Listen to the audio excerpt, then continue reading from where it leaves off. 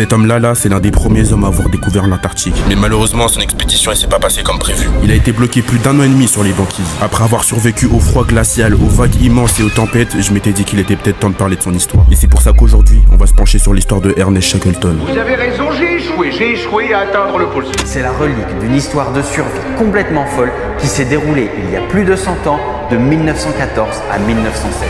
On est le mercredi 9 mars 2022 quand une équipe de chercheurs sud-africains découvre une immense épave dans les eaux de l'Antarctique à 3000 mètres de profondeur. Le seul vrai échec serait de renoncer à toute exploration.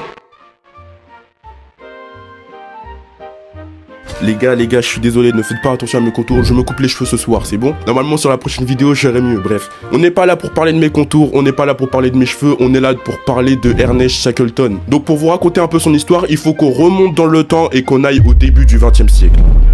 Remettons-nous dans le contexte de l'époque, on est dans une période où les explorations en Antarctique ne se faisaient pas énormément, donc on n'avait pas une grande connaissance de ce qui se passait là-bas. Les explorations là-bas étaient très rares, après quand tu partais là-bas, c'était soit synonyme de perte d'argent, ou soit c'était synonyme de grande perte humaine, c'est-à-dire que beaucoup de personnes mouraient là-bas. Mais Ernest Shackleton, lui, c'est pas son dos du tout, il se dit, si moi je vais faire une exploration en Antarctique et que j'arrive à trouver des trucs intéressants, je pourrais être enfin un grand explorateur. Alors c'est ce qu'il a décidé de faire. Ça allait être l'exploration de sa vie pour lui, après avoir fait ça, ça allait être un explorateur reconnu, tu vois. Et à cette période-là, l'Antarctique, tu connais, c'était très peu connu, c'était très peu exploré. Donc faire une exploration en Antarctique, c'était vraiment un coup de poker pour lui, tu vois. Donc le 8 août 1914, il décide enfin de commencer son exploration. Avec un équipage, ils embarquent tous à bord du navire l'Endurance. C'est le nom du navire pour ceux qui n'ont pas compris. Ils commencent leur expédition. Au début, tout se passe bien, tout commence bien. Et entre la fin d'année de 1914 et le début d'année de 1915, l'Endurance, le bateau, il s'est fait encercler par les glaces. Ils sont restés malheureusement bloqués plusieurs mois entre les glaces. Ils ont essayé plusieurs fois de débloquer le navire, mais vas-y, c'était en vain, ils ont pas réussi, ça marchait pas. Les glaces, elles étaient trop dures et denses et ça fait que, vas-y, c'était trop dur à casser, tu vois. Donc bon, après plusieurs mois à essayer de faire des tentatives de casser les glaces, ils se sont dit,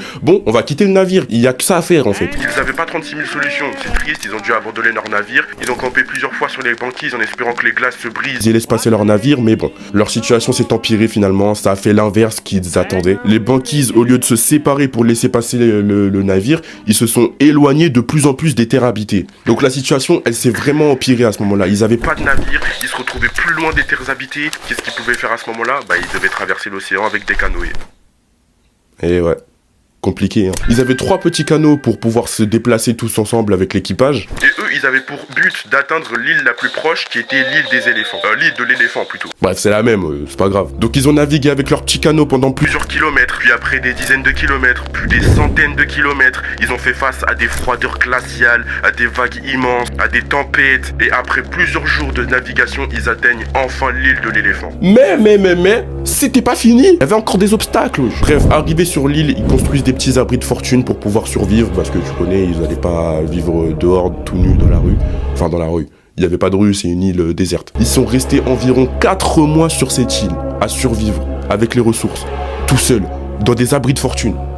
Ils sont forts quand même. Bref, après ces 4 mois, Shackleton, il était déterminé à sauver l'équipage parce que ça y est, ils en pouvaient plus là. Ils étaient dans des situations, mon gars, c'était compliqué. Il a pris le plus petit des canots de sauvetage et il est parti à la recherche d'un navire pour pouvoir les sauver. Après sa deuxième traversée de l'océan, cette fois-ci il était tout seul, il tombe enfin sur une station balnéaire. Il a fait l'île de l'éléphant jusqu'à la Géorgie du Sud pour trouver une station balnéaire quand même. Arrivé sur place, arrivé vers le peuple, il leur explique la situation, ils mettent en place une mission pour pouvoir sauver le reste de l'équipage parce qu'il était venu tout seul, et ils ont réussi à finalement sauver tous les membres de l'équipage.